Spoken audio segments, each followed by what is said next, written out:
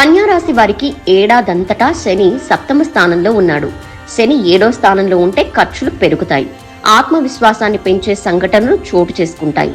మీ తొందరపాటుతనంతో ఇతరులకు ఆటంకాలు కలిగించకండి. శనివార నియమాలు పాటించండి. తరచూ శివాలయ దర్శనం చేయండి.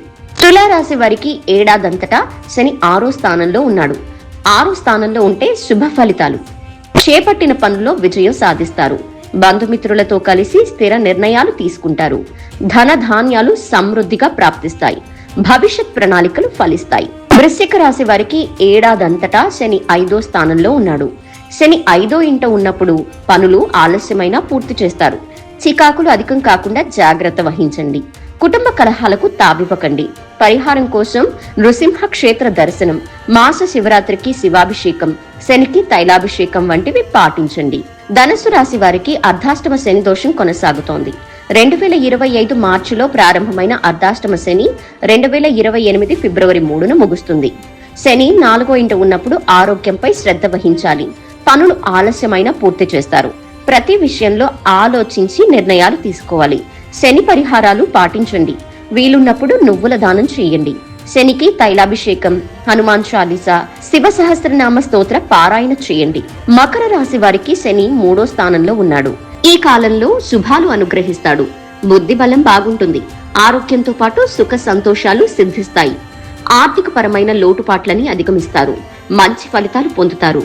మనసుని అదుపులో పెట్టుకోండి. కుంభరాశి వారికి ఏడాదంతటా శని 2వ స్థానంలో ఉంటాడు. 2020లో ఏలినాటి శని దోషం ప్రారంభం కాగా ప్రస్తుతం 3వ దశ కొనసాగుతోంది. 2028 ఫిబ్రవరి 23న ఏలినాటి శని పూర్తవుతుంది. శని 2వ స్థానంలో ఉన్నప్పుడు ఏ పనైనా 1కి 2 సార్లు ఆలోచించి ప్రారంభించాలి. ఆరోగ్యంపై శ్రద్ధ వహించాలి. ఆచితూచి నిర్ణయాలు తీసుకోండి. ఆలోచనల్లో స్పష్టత అవసరం. అపకీర్తి రాకుండా చూసుకోండి. శనేశ్వరునికి తైలాభిషేకం, అమ్మవారి క్షేత్ర దర్శనం, నవగ్రహ స్థుతి, దుర్గా కవచం, శ్రీరామ రక్షా స్తోత్రం వంటివి పఠించడం శ్రేయోదాయకం. మీనరాశి వారికి ఏలినాటి శని దోషం కొనసాగుతోంది.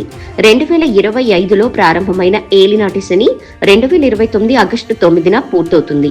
ఏడాదంతటా శని 1వ స్థానం అంటే జన్మస్థానంలో ఉన్నప్పుడు ఆరోగ్యంపై శ్రద్ధ అవసరం. అపకీర్తి పాలవకుండా జాగ్రత్తలు తీసుకోండి. ఏ విషయమైనా తొందరపాటు నిర్ణయాలు వద్దు. ఆవేశపడకుండా చేసే పనుల్లో విజయం ప్రాప్తిస్తుంది. ఆదిత్య హృదయ సహిత నవగ్రహ స్తోత్ర పారాయణం, శనేశ్వరునికి తైలాభిషేకం, ఆంజనేయ దర్శనం చేయటం మంచిది. మానసిక ప్రశాంతతకై తరచూ ఆలయాలని దర్శించండి.